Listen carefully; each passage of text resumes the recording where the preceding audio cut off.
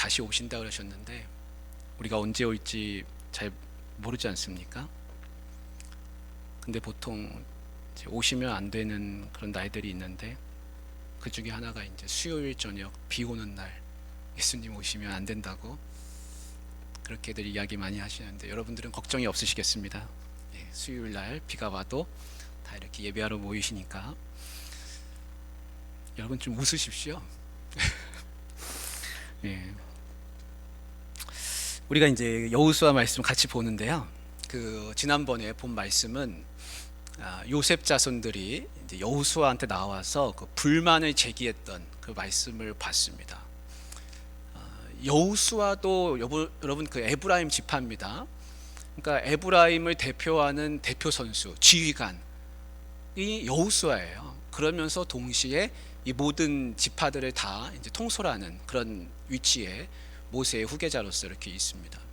그래서 이제 에브라임과 므낫세가 나와서 이제 불만을 제기했었습니다. 주된 불만은 누구한테 있었습니까? 에브라임한테 있었습니다.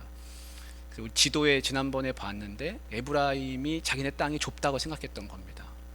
그러나 이제 인구수라든지 여러 가지 그런 정황들을 봤을 때 그것이 이제 그들에게 맞게 간 것이죠. 그 다음에 이제 오늘 이어지는 말씀이 뭐냐면 18장의 말씀인데요. 18장의 말씀이 이렇게 시작을 합니다. 어떻게 시작하고 있습니까? 이스라엘 자손의 온 회중이 실로에 모였다. 실로에 모였다. 이렇게 되어 있습니다. 거기서 회막을 세웠으며, 그래서 이제 이 실로에 모여가지고 다 같이 이제 회막을 세우게 됐다는 겁니다. 그 이전에는 그럼 어디서 모였습니까? 이전에는 길갈에서 모였습니다. 길갈. 근데 이 길갈하고 실로는 지리적인 차이가 있습니다. 우리가 이제 지도 안 봐도 여러분이 갈릴리 아시잖아요. 갈릴리에서 요단강에 이렇게 내려오지 않습니까? 그럼 갈릴리에서 내려와 가지고 밑에가 이제 큰 사해가 이렇게 되고 동쪽은 이제 요단강 동쪽, 그다음에 요단강 서편. 요단강 서편이 이제 가나안 땅입니다. 그러니까 여기를 잘 정복해야 됩니다. 그렇죠? 요단강의 이제 동쪽은 이미 세 지파가 차지하고 있습니다.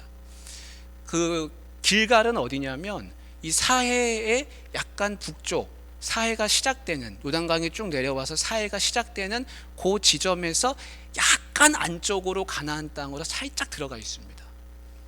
그러니까 지리적으로 보면 가나안 땅 한 중심부가 아니라 요단강 쪽으로 치우쳐져 있는 거죠. 그리고 조금 남쪽으로 내려와 있고요.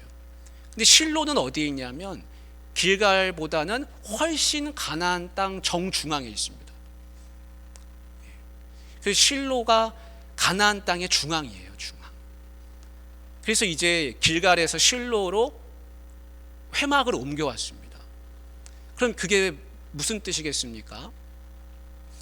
가나안 땅 정중앙에서 이 지파들이 다 모여도 문제가 없을 만큼 거기가 안전하게 됐다는 겁니다. 이 회막은 성막에 있는 곳입니다. 지금 우리가 예전에 우리가 성경 읽다 보면 한나 있지 않습니까? 한나가 예배드리러 자기 애가 없으니까 기도하고 싶어가지고 엘리 제사장 있는 데로 가가지고 막 기도했던 그곳이 바로 실로입니다. 실로. 그 실로가 정중앙에 있고 실로가 그 성소의 역할을 합니다. 나중에 이제 예루살렘으로 바뀌지만 그 전까지는 실로가 중심이에요. 그 실로에서 안전하게 모든 지파가 모였다는 것은 그만큼 어느 정도 정복이 많이 진척이 됐다는 겁니다. 그래서 이제 거기서 다 같이 모여서 무슨 이야기 하겠습니까? 제일 모인 이유가 무엇이겠습니까? 이들의 공통되는 목표는 땅을 정복하는 겁니다. 그러니까 땅 정복이 어느 정도 이루어졌는지 중간 결산하는 것이죠. 그리고 앞으로 뭘 해야 되는지 또 과제를 생각해보고, 그래서 지금 회막에 이제 모였다는 말씀으로 시작을 하고 있습니다. 지금 요단강의 저 너머에는 르우벤 지파, 갓 지파, 므낫세 반 지파가 이렇게 차지했고, 그 다음에 가나안 땅 안에서는 남쪽은 유다가 이제 차지했다는 걸 우리가 알고 있습니다. 그리고 에브라임과 므낫세 반 지파, 그 유다의 바로 위에가 이제 에브라임이 차지하고 있습니다. 그리고 므낫세의 반쪽이 또 이렇게 막 차지하고 있습니다. 그래서 에브라임과 므낫세가 나와가지고 우리한테 왜 땅을 적게 줬느냐고 이야기했다는 거는 무슨 뜻이겠습니까? 자기네 나름대로는 지금 구역을 갖고 있다는 뜻이죠. 유다는 밑에 지금 크게 인구가 제일 많지 않습니까? 유다가 7만 명이 넘습니다. 제일 큰 숫자입니다. 복을 많이 받았습니다. 힘이 가장 셉니다. 인구가 제일 많다는 것은 복을 많이 받았다는 뜻이에요. 힘이 가장 세다는 겁니다. 유다가 그렇게 이제 주도권을 가지고 차지했습니다. 그리고 이제 그 북쪽으로는 에브라임이 차지한 겁니다. 에브라임과 므낫세 반쪽이. 그러니까 에브라임과 므낫세 반쪽이 나와서 불만을 제기했지만 이 불만이 말해주는 그 뒷면은 뭐냐면 우리는 우리대로 지금 땅을 어느 정도 차지하고 있다는 뜻입니다. 근데 문제가 뭡니까? 오늘 나오는 것처럼 7지파가 아직도 자기네 땅이 어딘지 전혀 지금 가서 정복할 생각을 못하고 엄두를 내지 못하고 있는 그런 가운데 지금 모이게 됐습니다. 그래서 우리가 3절 말씀을 한번 읽어보겠습니다. 3절 같이 읽습니다. 시작.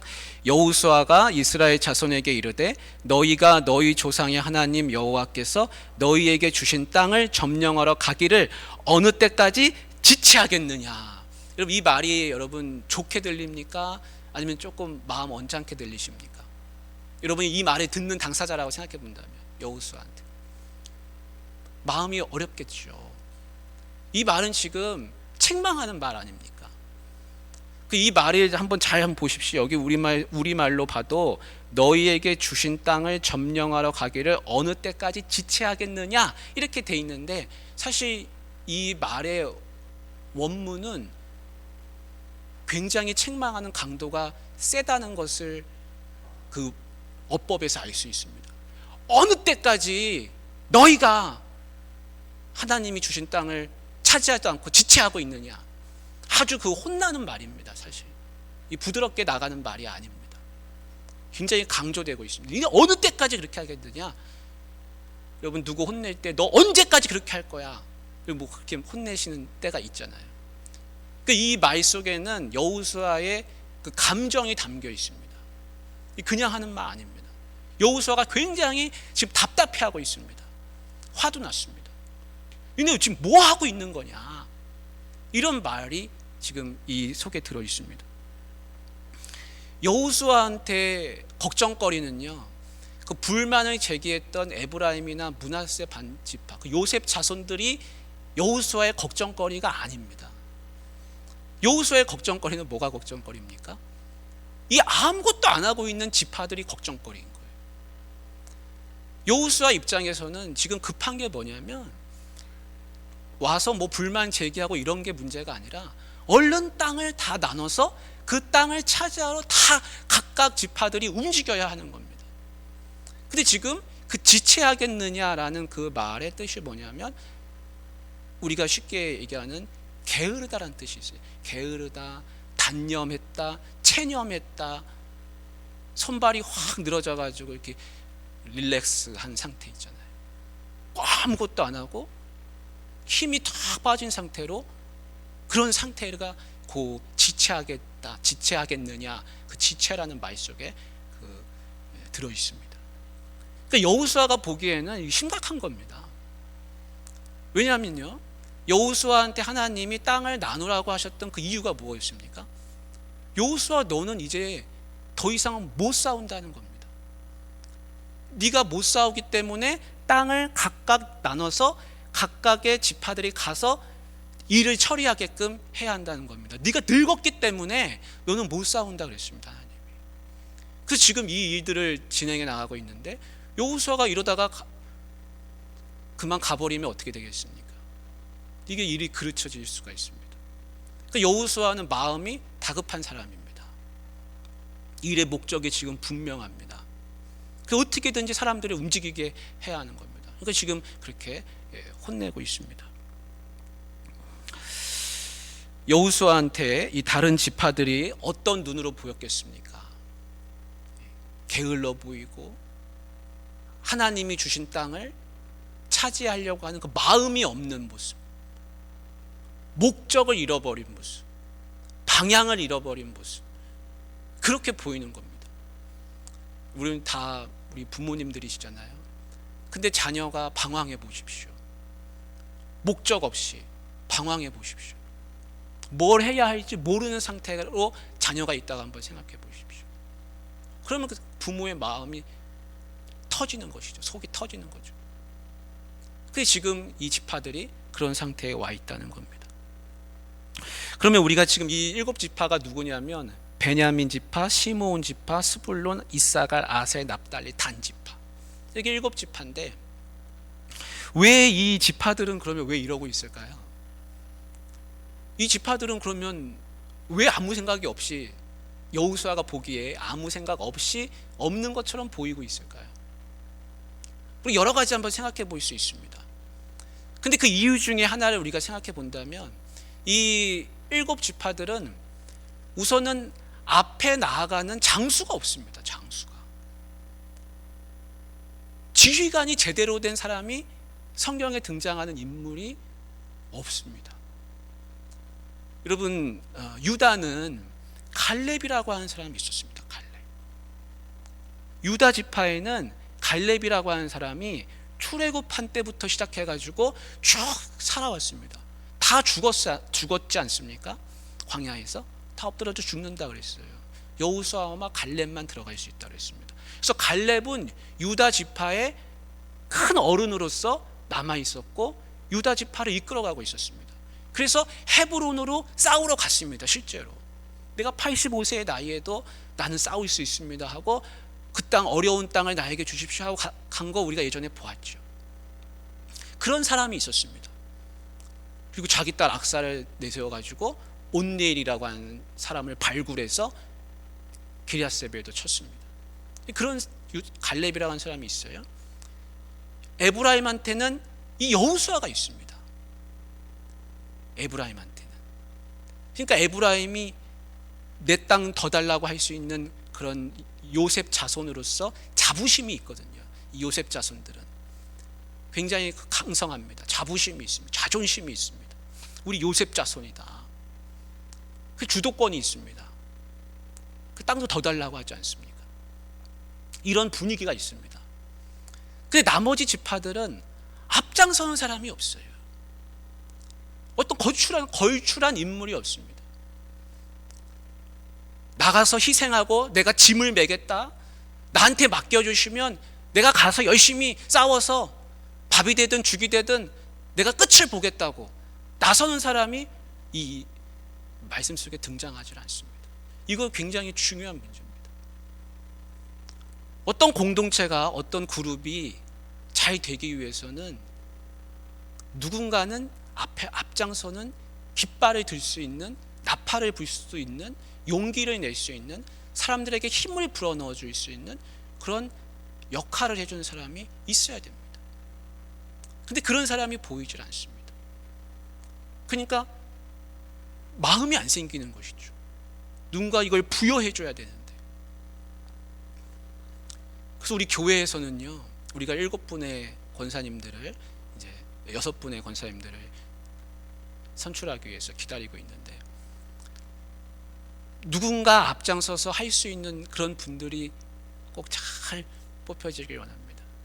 남들이 주저주저 하고 있을 때 아유 그러지 말고 우리가 열심히 해봅시다, 힘을 냅시다, 이 불어넣어 줄 수 있는, 영적으로 힘을 넣어줄 수 있는 분들이 잘 세워지기를 기도하고 있습니다. 또 방법을 몰라서라고도 한번 생각해 볼 수 있습니다. 방법을 몰라서.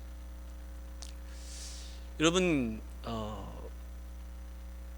다윗이 골리앗하고 맞설 때 한번 생각해 보십시오. 골리앗하고 맞설 때 여러분, 다윗이 사람을 죽여봤겠습니까? 다윗이 목동이지 않습니까? 다윗이 이제 아버지 이새의 심부름으로 떡 10덩이 가지고, 볶은 곡식 가지고 너 형들한테 가가지고, 형 3명이 전쟁에 나가 있었거든요. 너 가서 형들 안부를 너 다 가지고 와라, 증표까지 가지고 와라, 잘 있는지. 그래가지고 그 전쟁에 이제 전쟁터에 우연치 않게 이제 그렇게 간 것이죠. 가서 이제 우연하게 또 들었습니다. 골리앗이 나와가지고 막 싸움을 도두두고 있는 겁니다. 나와라 너희들. 근데 아무도 안 나가고 하나님의 이름으로 막 모욕하는 겁니다. 근데 여러분, 다윗이 거기서 분노가 이렇습니다. 아니, 저놈은 어떤 놈인데 우리 하나님의 이름을 저렇게 모욕하는, 할례도 받지 못한 이방인족 속에 일개 장수가 나와서 키도 크고 강해 보이고 힘도 있어 보이지만 다윗한테는 그런 자존심이 있었습니다. 근데 여러분, 다윗이 사람을 죽여봤겠습니까? 목동하던 사람이. 근데 다윗은 5개의 돌을 찾아가지고 주머니에 넣고 싸우러 나갑니다. 아마 다윗은요, 어떤 분들은 다윗이 한 번에 5개를 던지는 신기술이 있다거나, 아니면 한 개 휙 던지고 휙 던지고 휙 던져가지고 5개를 연달아 던지는 무슨 그런 기술이 있었을 거라고 생각하는데, 저는 묵상해 보면 그래요. 저도 다윗이 겁이 있었을 것 같아요. 싸움 한 번도 안 해보고 사람도 안 죽여보고, 근데 거기 나가지 않습니까? 5개 중에 1개는 맞힐 거라, 5개 중에 이 1개는 맞힐 거라 생각하고 5개를 주머니에 넣지 않았을까, 그런 생각을 해봅니다. 근데 거기 나가서 싸우는 겁니다. 갑옷도 안 맞고 거기 나가서 이제 골리앗을 맞서는데, 뭐 싸우는 방법을 압니까? 물매 던져가지고 양칠 때 쫓아낸 것밖에 없죠, 나쁜 짐승이 오면. 근데 그때 쓰던 그 기술이 거기 가서 쓰이는 겁니다. 남들은 다 밟고 다니던 다 잔돌멩이들 아닙니까? 근데 다윗이 볼 때는 그 돌멩이가 대적을 물리치는 정말 훌륭한 무기로 보였던 것이죠. 그 용기를 가지고 나간 겁니다.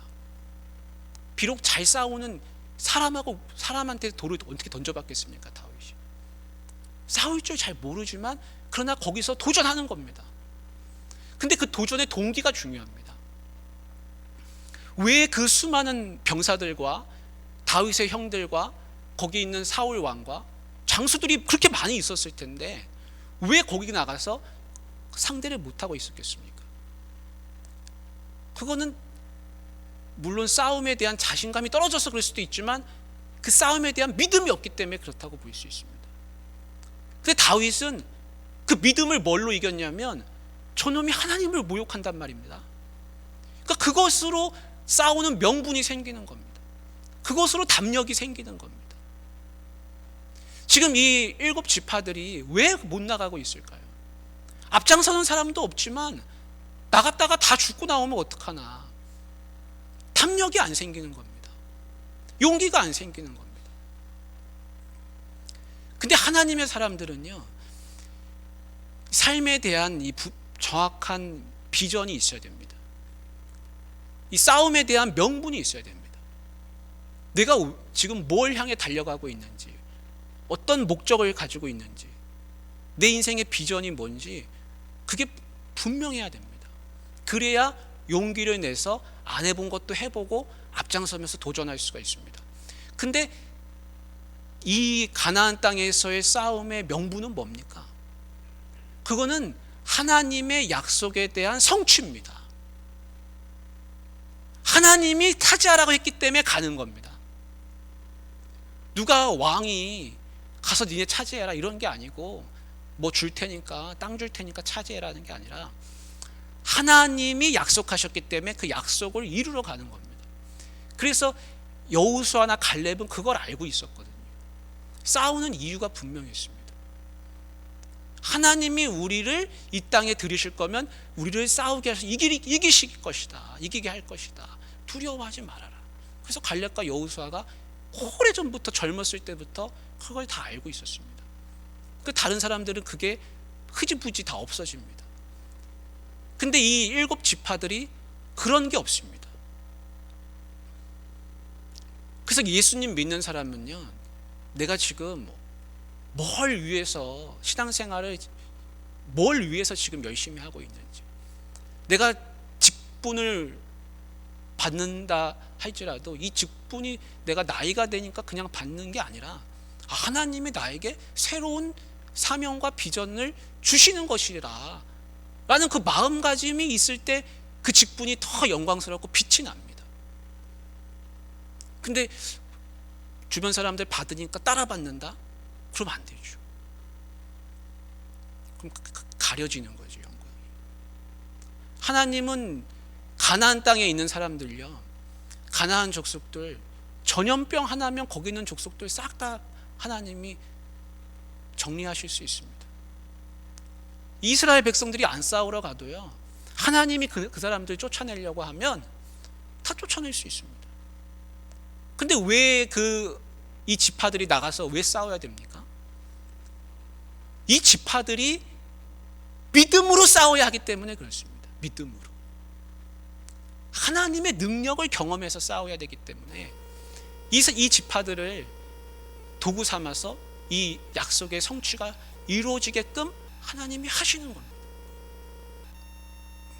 근데 그런 걸 안다면 도전해야죠. 근데 여호수아가 지금까지 차지한 땅 그 울타리 안에서 가만히 움츠리고 싸우러 나가지도 않고 그러고 있으니 여호수아가 보기에는 얼마나 답답해 보이겠습니까? 언제까지 이러고 있을 거냐? 나 죽고 나면 싸울 거냐? 여호수아는 지금 그런 마음인 거죠. 그러니까 안 되겠다, 니네. 각 지파별로 3명씩 뽑아와라. 그래서 다 그려가지고 와라. 흩어져가지고 너네가 기업으로 얻을 땅을 다 그려가지고 와라. 눈으로 다 살피고 와라. 뭐가 어디에 있고 어떻게 싸우면 되는지 자세하게 그려가지고 와라. 그래가지고 지금 보내게 됩니다. 그 보고 나오면 또 다른 것이죠.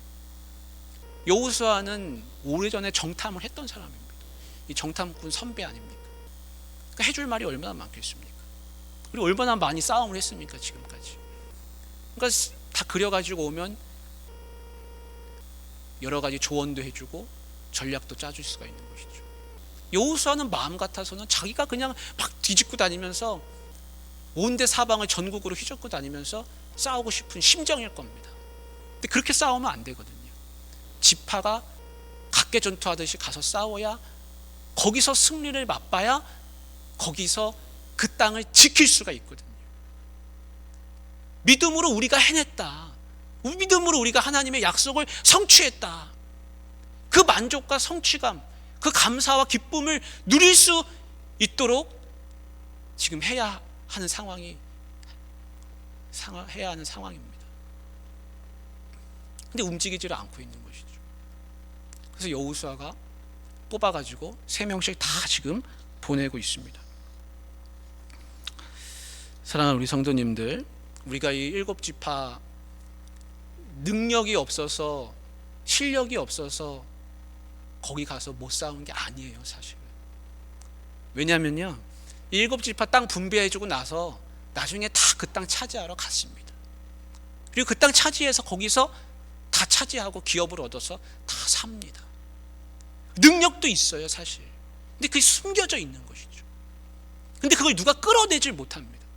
앞장서서 가는 사람이 있으면 따라서 가서 열심히 싸우면 그게 되는 건데 그걸 못하고 있는 겁니다. 그래서 우리가 마중물, 여러분 다 아시잖아요. 이거 펌프질 할 때 마중물이 들어가면 물이 나온다는 걸 아시지 않습니까? 근데 그런 역할을 마중물 해줄 수 있는 사람들이 필요합니다. 그래서 우리가 다 신앙생활 다 잘할 수 있고 하나님 앞에서 열심을 낼 수 있고 하나님이 우리를 통해서 도구 삼아서 하시려고 하는 그런 큰 비전들도 하나님 가지고 계십니다.